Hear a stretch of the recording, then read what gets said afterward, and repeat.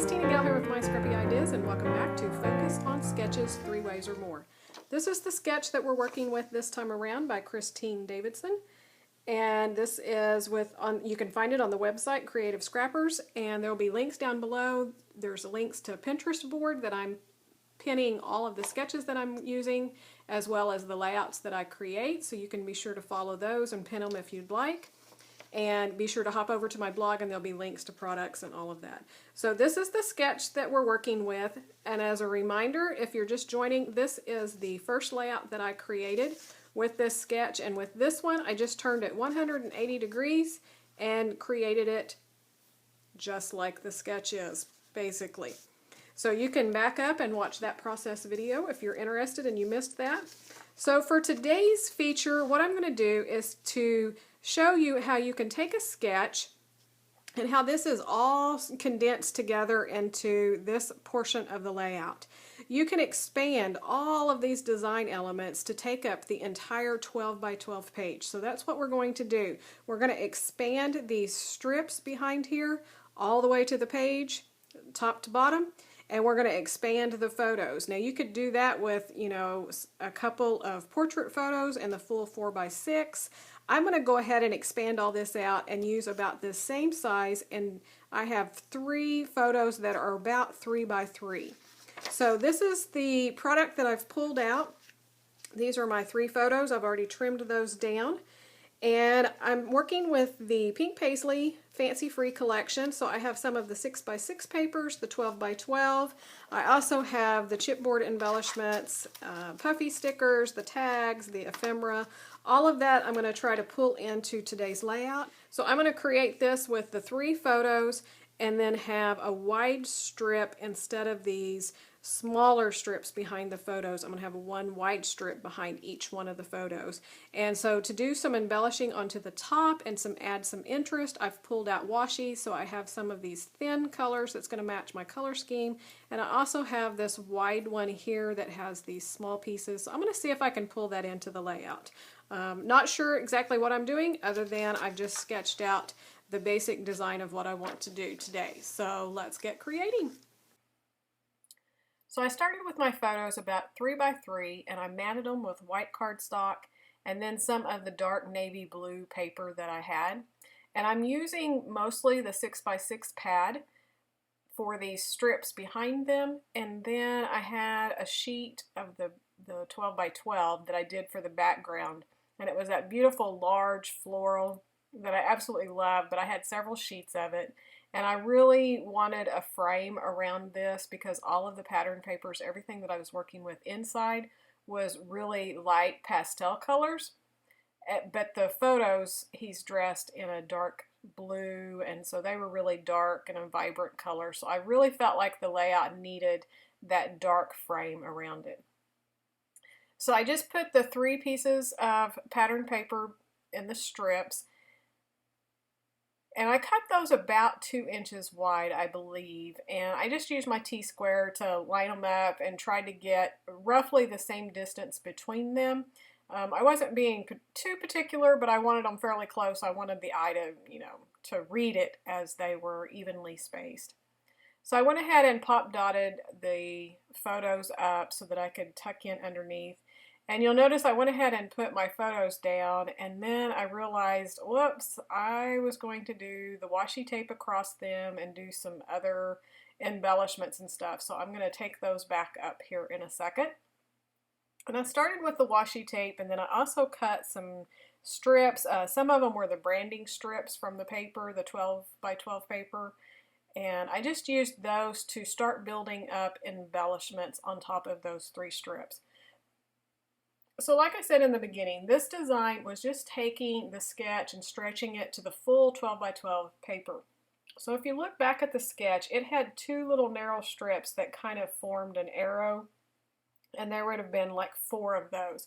So I basically put those 2 strips together to create one wide one, and then just pulled it up and across the layout to do that full background. So when you're looking at sketches, see if there's any way that you could expand it to move it to the whole page, or to condense it down, or even to go across to a second page for a double page layout.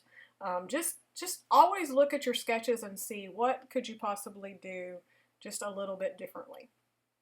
So here are my branding strips that I'm putting onto the top, and yeah, having trouble with that ATG. I tell you what, my gun's just been a complete pain for the last few months. I don't know what's going on with it. I notched the ends of the bottom one to do like a banner, and then the one that I put at the top, I end up just angling kind of towards the left on both sides of them, just for a little bit of difference. You know, all of this was very linear, everything's very squared up, so I just wanted something just a little bit off from that. So the washi helped because the ends are torn, and then cutting the ends of the branding strips just a little bit different. So I mixed up those colors. Since I had a blue wide strip at the top, I used that blue washi on the one below it. And I added pink at the bottom because it was kind of darker and heavier, so I paired it with that dark blue strip. So again, my choices were just because it was a little bit darker, it causes it to be heavier, so it put weight to the bottom of the layout. And then I added the yellow and the multicolored strip to the top one since it was the lightest and the airiest. So now I'm just going through the embellishments that I'd pulled out. These are all from the Fancy Free collection, so it's from the ephemera pack. And I think I pulled a couple of pieces from the chipboard and also the puffy stickers. I pull a few things from it at the end. So I had pulled out different things that I knew that I wanted to use that would work, and so now I'm just putting them in the three places. And I did change the one embellishment at the bottom. It should have been to the bottom left, the little bit smaller one. But I had played with it over there and I wasn't quite happy with it. And only because I wanted to use that clear acetate piece that says Our Happy Place. So it was a little bit big, and if I put it over there, it kind of ran off the page, and it was like the wording was all scrunched up. So that is the reason that I moved it into the inside of the layout. Now, if I hadn't had that piece, or if I would have put it somewhere else in the layout, and so the embellishment down below wouldn't have had the wording, it would have been fine to leave it over there. But the reason I changed it was that particular embellishment piece that I wanted to use just did not work running off the page like that and over there. So that's something else too. Don't be afraid to change up. If your embellishment that you really want to use is not working, then, you know, pull it around, find a place that it does. But in most instances, you would still be able to put that embellishment right where it shows on the sketch. So some of these circles was that patterned paper that had all of the printed circles, and I had found some that had words on them that I wanted to use, that love you more. And so I just took my circle punch and punched some of those out of that patterned paper. So again, that's from that 6x6 paper pad. And I just clustered those up. So since I had all of the kind of square shaped, I wanted my embellishments to be round and curvy with very little of the rectangular pieces. So I started with the circles, and like I said, that bottom one, that acetate piece, that was the circle, so I wanted to use it for the large. I'm using the hearts from the chipboard pieces and the ephemera pack. And then I just added one little banner strip to each one of them. So this bottom one was from the ephemera pack, and it's just like a speckled color.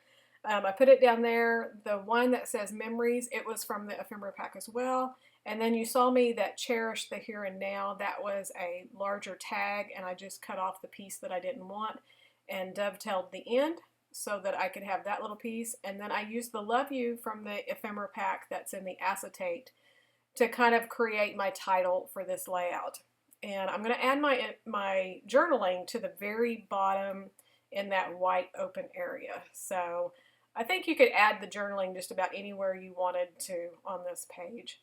And then I'm pretty much finished. I'm happy with it, but I had these small hearts and I really wanted to try to pull that color just a little bit further through the layout. So I decided near that title of the love and the you that I really needed something in between there. It was just a little bit lonely in that white space.